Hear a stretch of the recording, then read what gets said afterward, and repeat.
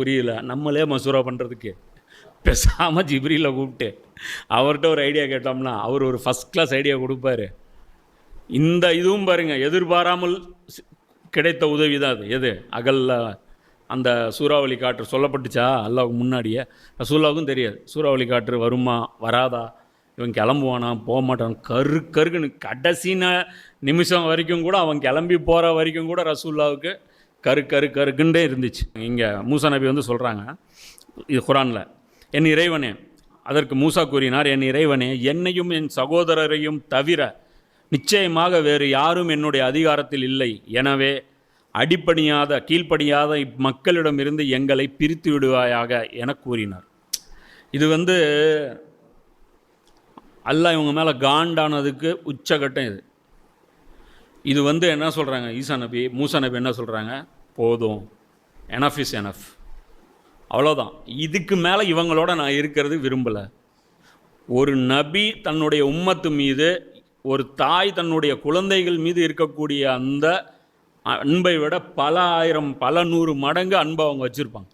எவ்வளோ டார்ச்சர் பண்ணாலும் சகிச்சுக்குவாங்க. அவங்க வெக்ஸ் ஆகி அந்த இடத்துல எப்போ அவங்க கமெண்ட்டு கொடுக்குறாங்களோ அதுதான் end point, full trigger point. இந்த இடத்துல எப்போ இவருக்கு கோபம் வரல, காளைக்குன்ற கடவுளாக வணங்கும்போது கோபம் வந்துட்டு இதுக்கு மேலே இவங்களோட இருக்க முடியாது கிளம்பி போகிறேன்னாங்களா? இந்த துனியா எதுங்க பெரிய குற்றம்? காளைக்கன்ற வணங்குறது பெரிய குற்றமா, இல்லை இந்த மனிதர்களை பார்த்து பயந்து நாங்கள் பின்வாங்கிறது பெரிய குற்றமா? நம்முடைய பார்வையில் எது பெரிய குற்றம்? அது ஷிர்க். அல்லாவுடைய கண்ணியம். இப்போ இதில் ஏதாவது அல்லாவுடைய கண்ணியத்துக்கு ஏதாவது டேமேஜ் இருக்குது அது சொல்லுவாங்க. இதனால் உயிருக்கு ஒன்றும் பாதிப்பு இல்லையா? இதில் எங்கேயாவது ஈமானுக்கு பாதிப்பு இருக்கா? ஒரு ஊருங்க, இன்றைக்கெல்லாம் நாளைக்கு ஜெயிச்சுட்டு போகிறோம், ஏதோ ஒன்று நடந்துட்டு போகுது, சரி இந்த ஊர்லன்னு வேறு ஊரில் வாழ்ந்துட்டு போகிறோம். இந்த நபி எங்கள் எண்டு டிசைட் பண்ணுறாரு, இதுதான் உங்கள் எண்டு. அப்போ புரியுதல், இது கடமை இல்லை தீனில். எதுவும் இப்படிப்பட்ட இந்த மாதிரி ஏதாவது இருக்குது தீனில்?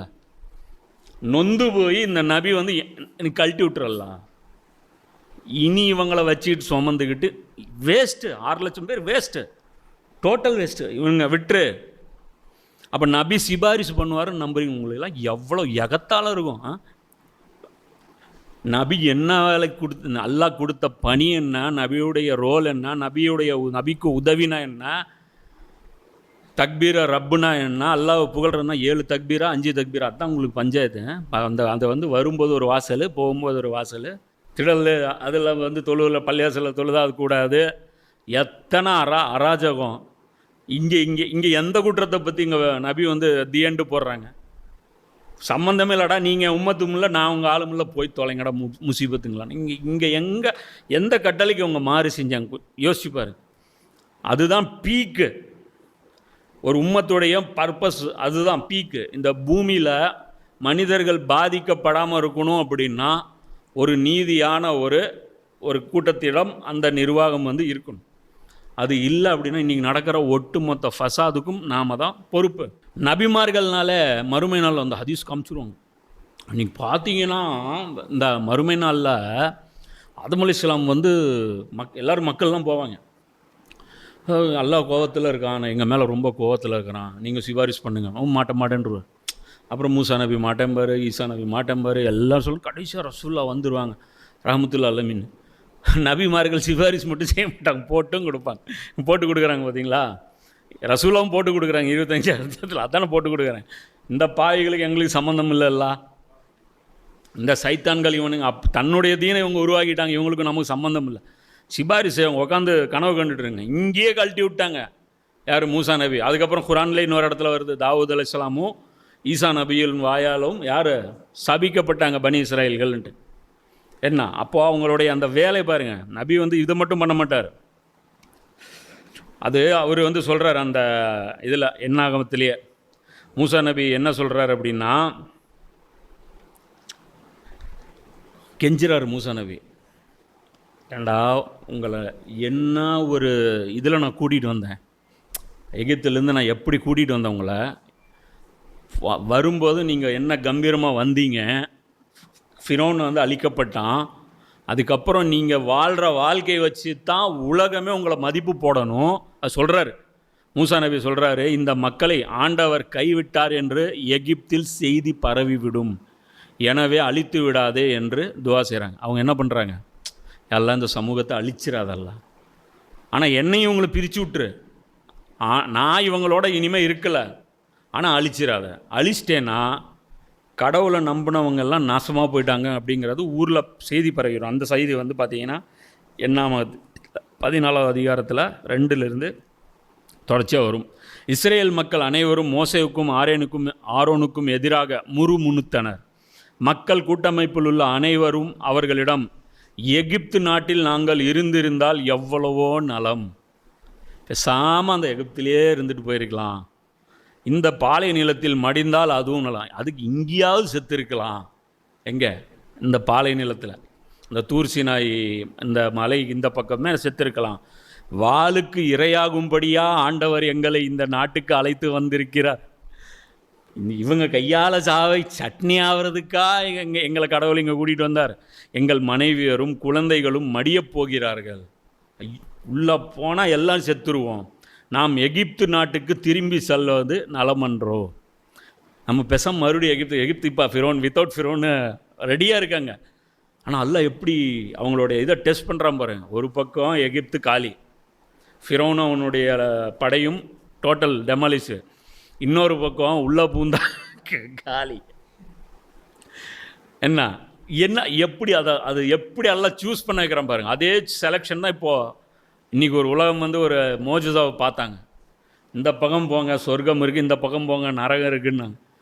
இவங்கெல்லாம் நரகத்தை சூஸ் பண்ணி போகிறாங்க. ஆச்சரியமாக வாய்ப்புலந்து பார்க்குறாங்க, அப்படி என்னடா இருக்குது அந்த நரகத்தில், அப்படி என்னடா இருக்குது அந்த நரகத்தில். எல்லாம் அவன் சொல்கிற மனிதர் வாழ தகுதியற்றது. அங்கோடைய பொல்யூஷன் எவ்வளோ டஸ்ட் இருக்குது தெரியுமா. இந்த தீபாவளி பட்டாசு வெடித்தா அதுலேருந்து எவ்வளோ இது இருக்கும் தெரியுமா. இந்த தீபாவளி பட்டாசு வெடிங்க, ஹீரோஷிமா நாகாசாக்கியில் போட்ட பாம்பை விட அதிகமான ரேடியேஷன் அந்த இடத்துல இருக்குது. அவ்வளோ டஸ்ட் இருக்காங்க, அவ்வளோ பார்ட்டிகல்ஸ் இருக்கு. சுவாசிக்க தகுதி இல்லாத காற்று, குடிக்க தகுதி இல்லாத தண்ணி, குடியிருப்புகளே இல்லை, கட்டுமானத்திற்கு வழியே இல்லை, மின்சாரம் இல்லை, ஒன்றும் கிடையாது. வெறும் துணிமணி, டென்ட்டு, கொட்டாய், அவ்வளோதான். இந்த பக்கம் போகிறீங்களா, இந்த பக்கம் போகிறீங்களா, போக சொன்னால் ஏன் தெரியுமா, அல்லாஹ் விதித்த பூமி இது, உமர் அலைஹிஸ்ஸலாமுக்கு கொடுத்த பூமி அது. இதை விட்டுட்டு போனால் குற்றம். இது வேற ஊர் மாதிரி கிடையாது. ஆனால் இங்கே போனால் ஆணோக்கின் வழி உலகத்தின் நேட்டோ அங்கே உக்காந்துட்டு இருக்குது, இன்டெலிஜென்ஸ் உக்காந்துட்டு இருக்குது. ஒரு ஏர் ஸ்ட்ரைக்கு நாங்கள் தாங்க மாட்டோம். என்ன டோட்டலாக சொல்கிறான். மொத்தம் ஏயில் ஊரே எப்படி இருக்குன்னு காட்டுறான், ப்ரொடக்ஷன் காட்டுறான். ட்ரம்ப்பு இப்படி இருக்கு, அந்த ட்ரம்ப்ஸ் ஊர், ட்ரம்ப்புடைய ஊர் அப்படின்னு அந்த ஊருக்கு பேர் வச்சு ஏயில் விடுறான். அப்படியே பீச்சு அப்படி இருக்குது, அப்படி விரிச்சு இருக்குது, தென்னை மரம் இருக்குது, அப்படி உக்காந்துட்டு இருக்கிறான், அப்படி உக்காந்துட்டு இருக்கான். சொர்க்கம் கிட்டத்தட்ட. போடா நீயும் மண்ணாங்கட்டியும், உன் ஐடு வேணாம், ஒரு மண்ணாங்கட்டியும் வேணாம், எங்களுக்கு அல்லாஹ் கொடுத்த டாஸ்க் இது. இங்கே வந்து தூக்கி இன்னொருத்தனுக்கு எப்படி கொடுக்க முடியும்? அல்லாஹ் கொடுத்த அமானத்தை, அந்த அமானத்தை உயிரை கொடுத்து காப்பாற்றுவோம். ஏன் ரசூல்லா கொடுத்த பூமி அது. உங்களுக்கு யாருக்கும் அது தெரில. அது சொந்த நம் மண்ணின் மைந்தர்கள் ஏதோ மண்ணுக்காக சண்டை போடுறாங்க, மண்ணாங்கட்டிக்காக சண்டை போடுறாங்க. எங்களுடைய விளக்கங்கள். ஆனால் மண்ணுக்காக இப்படி சண்டை போடுவானா? அதை பார்த்து இவங்க என்ன பண்ணுறாங்க, அந்த மண் பாசத்தை வந்து ஏற்படுத்துறதுக்கு அதுக்கு ஒரு டூலாக பயன்படுத்துகிறாங்க. இங்கே பாருங்கள், ஒன்றுமில்ல சாம்பலுக்கே அவங்க எவ்வளோ கெட்டியாக பிடிச்சிடுவாங்க. நீங்களாம் கொஞ்சமாக இது இருக்கா உங்களுக்கு, ஒரு 2% டேக்ஸ் ஏற்றி கட்டுங்க போங்க, அந்த டோல் ஒரு 2 போட்டு விடுப்பா புதுசு ஆகட்டும். தேவைடா டெவலப்மெண்ட்டுக்கு வேணும்டா அப்படின்ட்டு. எங்கேருந்து நாங்கள் எக்கனாமிக் க்ரோத் பண்ணுறது, எங்கேருந்து ஜிடிபி இது பண்ணுறது, புதுசாக ஸ்கீம் அனௌன்ஸ் பண்ணியிருக்கோம், இப்போ அதுக்கெல்லாம் நீங்கள் தான் கொடுக்கணும் அப்படிங்கிறப்ப அவர் சொல்கிறாங்க. எந்த அளவுக்கு அவங்க சொல்கிறாங்கன்னா, மேலும் அவர்கள் ஒருவர் மற்றவரை நோக்கி நாம் ஒரு தலைவனை நியமித்து கொண்டு எகிப்துக்கு திரும்பி சொல்லணும். அப்போ மூசா நபியை கழட்டி விடலாம் அப்படிங்கிற முடிவு பண்ணு. இந்த ஆள் செட் ஆக மாட்டார், வாங்க நம்ம போயிடலாம் எகிப்துக்கு.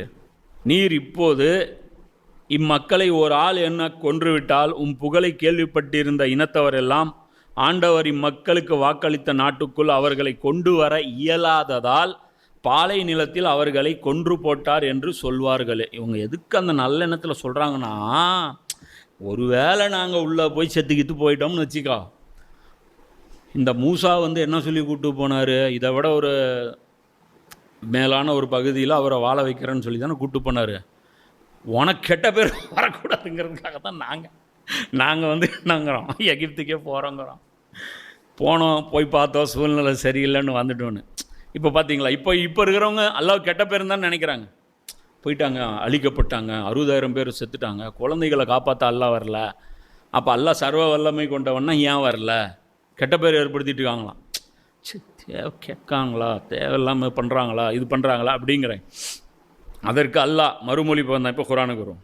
அதற்கு அல்லாஹ் மறுமொழி பகர்ந்தான், அப்படி என்றால் 40 ஆண்டு காலம் வரை அந்நாடு அவர்களுக்கு நிச்சயமாக தடுக்கப்பட்டதாகும். 40 இப்போவே அவங்களுக்கு ஜெயிக்கிறது தான் நான் விதிச்சிருந்தேன். இப்போ என்ன பண்ணிட்டேன், அதை கேன்சல் பண்ணிட்டேன். 40 ஆண்டு காலம் தடுக்கப்பட்டது. அவர்கள் பூமியில் அலைக்கழிந்து திரிவார்கள். கீழ்ப்படியாத அந்த மக்களுக்காக நீர் அனுதாபப்படாது. அந்த கட்டுப்படாத மக்களுக்கு நபி இரக்கம் காட்டுவது அனுமதிக்கப்பட்டது அல்ல. நூஹ் அலைஹிஸ்ஸலாம் ஒரு தப்பு பண்ணுறாங்க, அல்லாஹ் உடனே கண்டிச்சிடும். அது ஃபேமிலியே கிடையாது, கம்முன்னு இருந்துரு. நூஹ் அலைஹிஸ்ஸலாமுடைய மகனுக்கு சொல்லப்படுதில்லை, யா அல்லாஹ் என்னுடைய குடும்பத்தினர், குடும்பம் கிடையாது, ஒன்றும் கிடையாது. ஏற்றுக்காதவன் ஃபேமிலியே கிடையாது, போயிட்டே இரு. நீ என் ஃபேமிலியே கிடையாது, உனக்கு எனக்கு என்ன சம்பந்தம், போயிட்டே இரு. இப்ராஹிம் நபிக்கு அப்பாவும் கிடையாது, நூஹ் அலைஹிஸ்ஸலாமுக்கு மகனும் கிடையாது, லூத் அலைஹிஸ்ஸலாமுக்கு மனைவியும் கிடையாது. இங்கே யாருக்கும் எந்த உறவுகளும் கிடையாது, தூக்கி போட்டுருன்ட்டான் அல்லாஹ். அப்போ இந்த இடத்துல பைபிளில் டீட்டெயிலாக வருது, எகிப்திலும் இப்பாலை நிலத்திலும் என் மாட்சியையும் நான் செய்த அருட்செயல்களையும் கண்டிருந்தும் 10 தடவையும் இம்மனிதர்கள் என்னை சோதித்து என் குரலுக்கு செவி கொடுக்காததால். இது மாதிரி 10 தடவை சேட்டை பண்ணிக்கிறானுங்க இவனுங்க. நான் என்னுடைய பேச்சை மறுத்திருக்கிறானுங்க. இவர்களில் ஒருவன் கூட இவர்கள் மூதாதையருக்கு தருவதாக நான் வாக்களித்திருந்த நாட்டினை காண மாட்டான். என்னை இழிவுபடுத்திய எவனுமே அதை பார்க்க மாட்டான். அந்த நாடு இவங்க கண்ணிலே பார்க்க மாட்டாங்க. அது ஏன் 40 வருஷம் அப்படின்னு பார்த்தீங்கன்னா, அந்த 40 நாள் தானே அவங்க ஆய்வு பண்ணாங்க. ஒரு நாளுக்கு ஒரு வருஷம், அதனால் 40 வருஷம். ஆனால் என் அடியான் காலேபு வேறுபட்ட மனநிலை கொண்டு என்னை முழுமையாக பின்பற்றினான். ஆகவே அவன் சென்று வந்த நாட்டுக்குள் அவனை நான் கொண்டு வருவேன். இந்த காலேபு இருக்கார் இல்லையா, அவரை அந்த இடத்துல நான் அலோவ் பண்ணுறேன், அவர் உள்ளே போவார். அவன் தலைமையினர் அதனை உடைமையாக்கி கொள்வார். அந்த கிளை அந்த ஊரை ஜெயிக்கும். அப்போது அமலேக்கியரும் கானானியரும் பள்ளத்தாக்குகளில் வாழ்கின்றனர் இப்போது. எனவே நாளைக்கு நீங்கள் செங்கடலுக்கு போகும் வழியே பாலை நிலத்திற்கு திரும்பி செல்லுங்கள். நீங்கள் குடியிருக்கும்படி நான் வாக்களித்த நாட்டிற்கு எப்புன்னே மகன் காலேபும் நூன் மகன் யோசுவாவும் தவிர ஒருவருமே வரமாட்டீர்கள். யூஷா பின் நூனு, அப்புறம் எப்புன்னு அப்படி அவருடைய மகன் காலேபு. ஆனால் இரையாகிவிடப் போவதாக நீங்கள் கருதிய உங்கள் குழந்தைகளை நான் கொண்டு போய் சேர்ப்பேன். எந்த குழந்தைங்க அழிஞ்சு போயிடுவாங்க நீ நினச்சியோ அந்த குழந்தைங்க அந்த ஊரை ஜெயிப்பாங்க. என் கட்டளையை ஃபாலோ பண்ணால் அழிவீங்கன்னு நீங்கள் சொல்கிறியா, வாழ்வாங்கடா. நீங்கள் வாழ்வீங்கன்னு சொல்கிறீங்களா, அழிவீங்கடா. அல்ல அப்படியே உள்ட்டா சொல்கிறேன், நீங்கள் இழிவாய் எண்ணின நாட்டை அவர்கள் கண்டறிவார்கள், அவங்க போவாங்க. உங்களை பொறுத்த மட்டில் நீங்கள் இப்பாலை நிலத்தில் பிணங்களாக விழுவீர்கள். 40 ஆண்டுகள் உங்கள் பிள்ளைகள் இப்பாலை நிலத்தில் அலைந்து திரிவர். உங்கள் நம்பிக்கை துரோகத்திற்காக இப்பாலை நிலத்தில் உங்களுள் கடைசி ஆள் பிணமாக விழும் வரை அவர்கள் தின்புறுவர். இன்னைக்கு நோன்னு சொன்ன கடைசி, அதாவது 20 வயசுக்கு மேலே இருக்கிறவங்க எல்லாருமே காலி. நீங்கள் நாட்டை உளவு பார்த்த நாள்களின் எண்ணிக்கைப்படி ஒரு நாளைக்கு ஒரு ஆண்டாக 40 நாள்களுக்கு 40 ஆண்டுகள் நீங்கள் குற்றப்பழியை சுமப்பீர்கள். என் வெறுப்பையும் அறிந்து கொள்வீர்கள். நான் கோபம் வந்துச்சுன்னா இது வரைக்கும் நீங்கள் பார்த்தது இல்லைல்ல, மண்ணு செலவாக தானே தின்னுருக்கீங்க, மண்ணை திங்கி போகிறீங்க, இனிமேல் என்ன கதி ஆக போகிறீங்கன்னு பாருங்கள். அப்படியே அல்லாஹ் சொல்கிறான், 40 நாள் உங்களுடைய வம்சமே நாசமாக போயிடும். அதாவது அந்த பேட்சு யாரெல்லாம் போரிட சக்தி உள்ளவர்களாக இருந்தாங்களோ அவங்க எல்லாரும் அல்லாஹ்வுடைய அஸாபுக்கு கீழே இவங்க வந்துட்டாங்க. அப்போ இவங்க செஞ்ச பாவம் என்ன நினச்சி பாருங்க. நபி இவங்களும் டிவிஷன் பண்ணுற அளவுக்கு என்ன பாவம். இந்த இடத்துல பாருங்கள், ஒரு பயங்கரமான ஒரு